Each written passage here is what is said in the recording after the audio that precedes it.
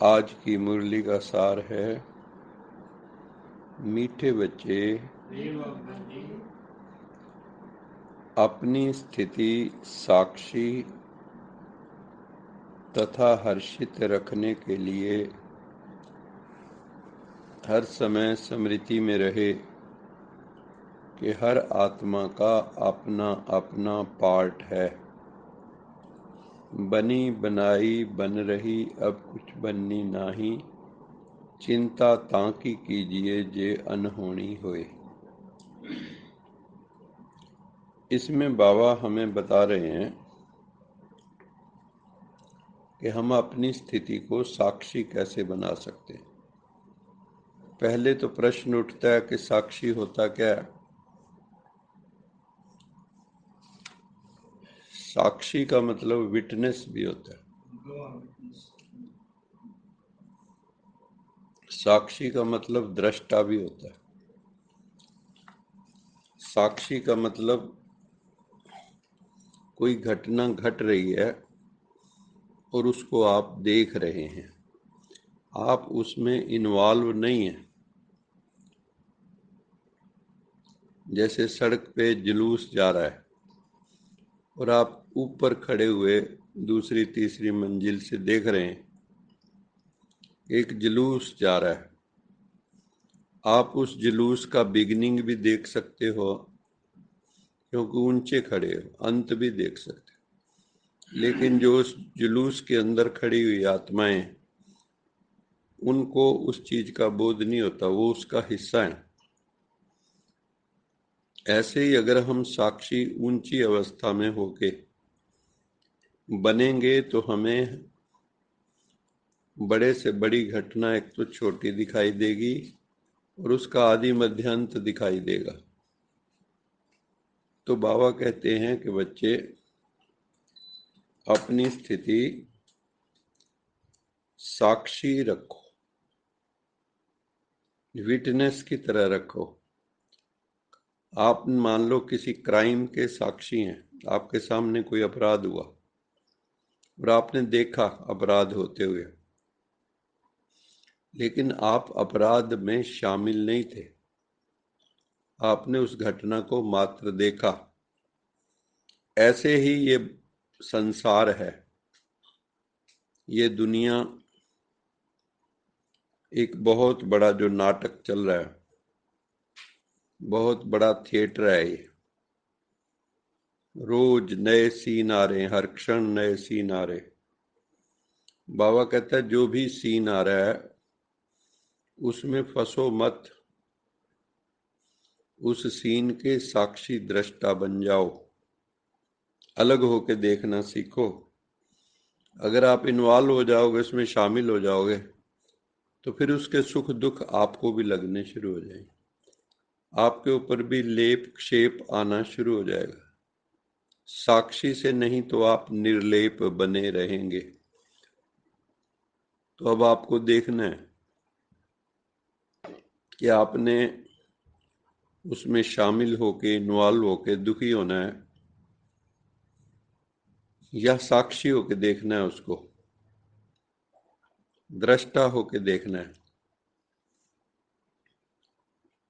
तो बाबा ने कहा अपनी स्थिति साक्षी तथा हर्षित रखने के लिए। अब साक्षी बने कैसे, हर्षित हर समय कैसे रहें? क्योंकि जीवन में हर्ष शोक, निंदा स्तुति, लाभ हानि, मान अपमान, तो ये जो द्वंद्व हैं ये तो आते ही रहते हैं। वो दिन कभी नहीं आएगा जब परिस्थितियां बदल जाएंगी। जब भी हमें उनका मुकाबला करना होगा तो अपनी स्वस्थिति को ऊंचा बनाकर ही करना होगा, साक्षी होकर ही करना होगा। नहीं तो आप हर्षित नहीं रह सकते। ज़्यादातर दुनिया मोह में, लगाव में होने के कारण, अहंकार में होने के कारण परिस्थितियों में फंसी हुई है और असली रूप नहीं देख रहे हैं। आज जो पति पत्नी हैं, क्या वो अनंत काल से पति पत्नी है? ये टेम्परेरी फेज है। कुछ दिन के लिए साथ मिला है तो कैसे बिताना चाहिए?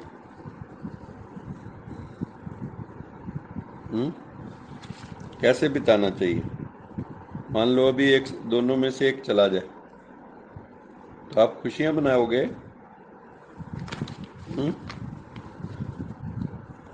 या जीते जी खुशियां मना लें, आनंद में रहें?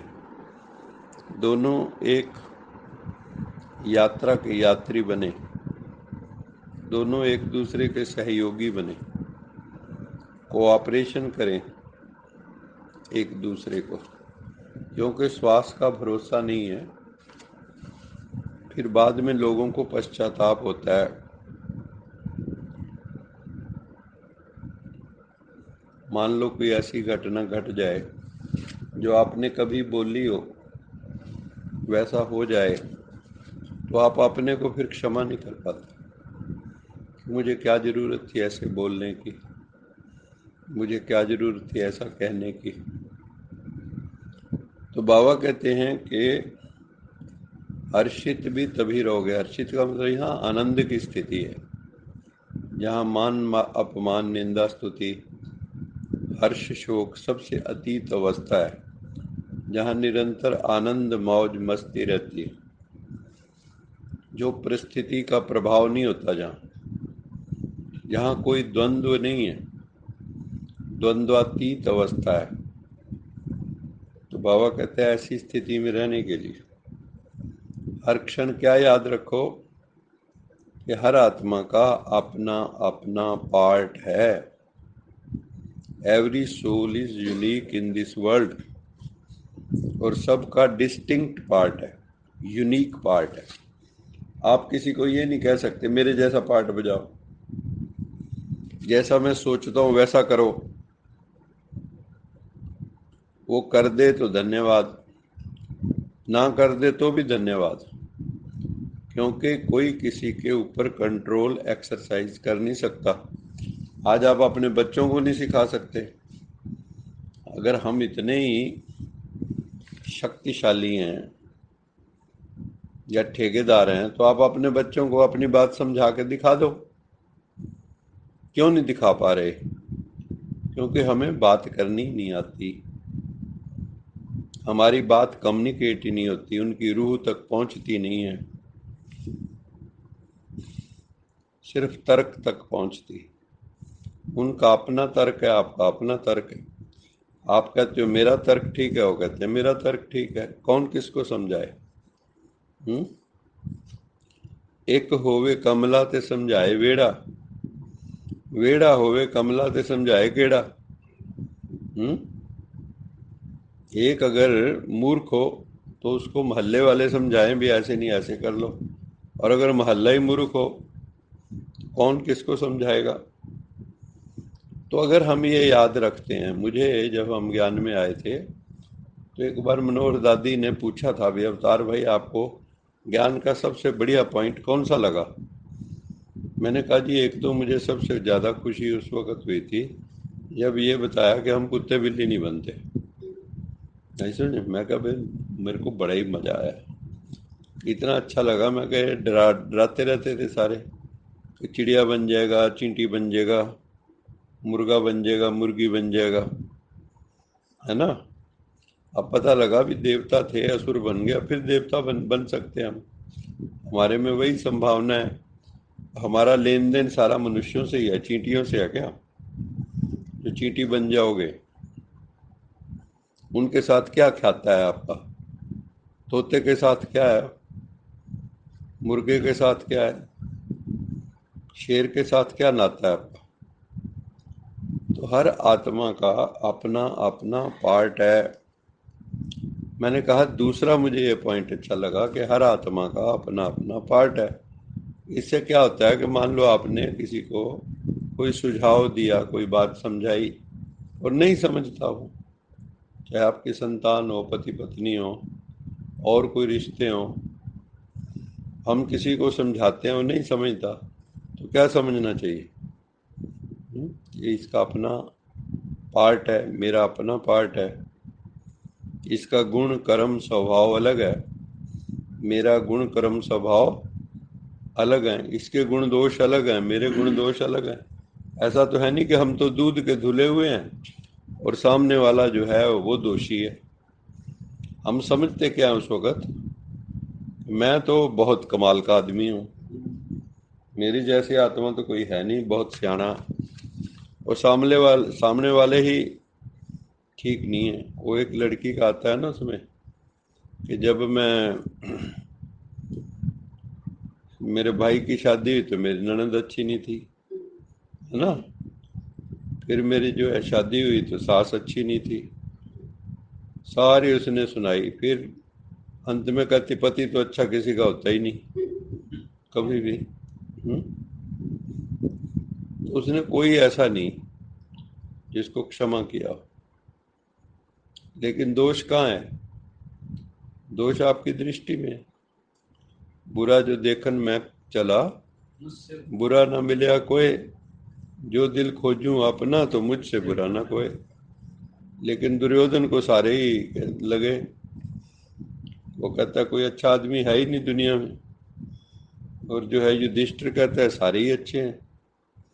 तो सारा दोष किसका है? आपकी दृष्टि का ही दोष है। अगर आपको अवगुणी दिखाई देते हैं किसी में, जैसे टीचर ने व्हाइट बोर्ड पे एक बिंदु लगा दिया काला, बच्चों से पूछा भी लिखो कि आपको क्या दिखाई दे रहा है, सारों ने लिखा बिंदु। तो फिर उसने लास्ट में कहा, कहता है कमाल की बात है, तुम्हें 99.99 सफेद बोर्ड है वो नहीं दिखा, एक बिंदु ही दिखा जो दब्बा है। हम लोगों की भी दृष्टि कैसी है, जो दोष है वही दिखते हैं, हमें वो नहीं दिखता जो वाइट है, गुण नहीं दिखते। और गुण हो भी तो हमारी जबान को लकवा मार जाएगा उसकी प्रशंसा करते हुए, और अब गुण बताने हो तो कैंची की तरह जबान चलती है। तो इसलिए बाबा ने कहा बच्चे, अगर आप चाहते हो कि मैं हर्षित रहूं, मैं साक्षी हो जाऊं, तो उसके लिए याद रखो कि हर आत्मा का अपना अपना पाठ अनादिकाल से है, ये अभी से नहीं है, अनादिकाल से। हर आत्मा का ये विविधता, डाइवर्सिटी, ये अनंत काल से है और सदा रहनी है। क्या सतयुग में सब एक जैसे होंगे डिट्टो? लक्ष्मी नारायण जो सबसे नीचे वाला होगा सेम होंगे? अगर पवित्र भी हैं तो पवित्रता की भी डिग्री है। और दूसरा याद रखो कि बनी बनाई बन रही अब कुछ बननी, जैसे कहते हैं ना नियति, डेस्टिनी। अब आपकी कहीं भी शादी हुई, विवाह हुआ, तो पहले से ही फिक्स है। जैसे हम लोग कुरुक्षेत्र गए, कोई गुड़गांव गए, कोई कहाँ गए, तो वहां जब वो आपका पत्रा मिल जाता है, पत्ता भृगु नाड़ी में, तो उसमें आपका नाम, आपकी पत्नी का नाम, आपके पिताजी का नाम, आपकी माताजी का नाम, आपके भाई बहनों के नाम पहले ही लिखे पड़े। जब आप यहाँ आओगे तो आपका नाम ये होगा, आपकी शादी जो हुई होगी वो इससे होगी, उसका नाम ये होगा, आपके पिताजी का ये नाम, माताजी का कैसे पता? जो इतने सालों पहले लिख दिया, कैसे पता उनको? नियति है ना, इसका मतलब डेस्टिनी है, डेस्टाइंड है। तो जब ये सारा डेस्टाइंड है, तो फिर क्यों किसी से कोई झगड़ा करता है, लड़ाई करता है? डेस्टिनी है, फिक्स है, प्री ऑर्डेंड है, प्री डिटर्मिंड है। तो ये याद रखेंगे दो बातें, पार्ट अपना अपना है और बनी बनाई बन रही, तो साक्षी और आनंद में रहेंगे हमेशा। अच्छा मीठे मीठे सिखिलदे बच्चों प्रति मात पिता बाप याद प्यार, गुड मॉर्निंग। रूहानी बाप की रूहानी बच्चों को नमस्ते। हम रूहानी बच्चों की रूहानी माता पिता बाप दादा को याद प्यार गुड मॉर्निंग गुड नाइट और नमस्ते सदा रहो कहीं नहीं बन जाओ बांध लो अपने चलो प्रभु के वाहेगुरु जी का खालसा वाहेगुरु जी की बोल साचे दरबार की जय। लोका समस्ता सुखिनो भवन्तु लोका समस्ता सुखिनो भवन्तु लोका समस्ता सुखिनो भवन्तु।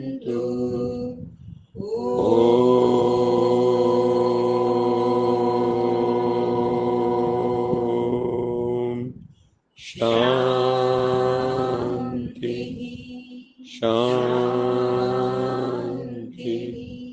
शांति।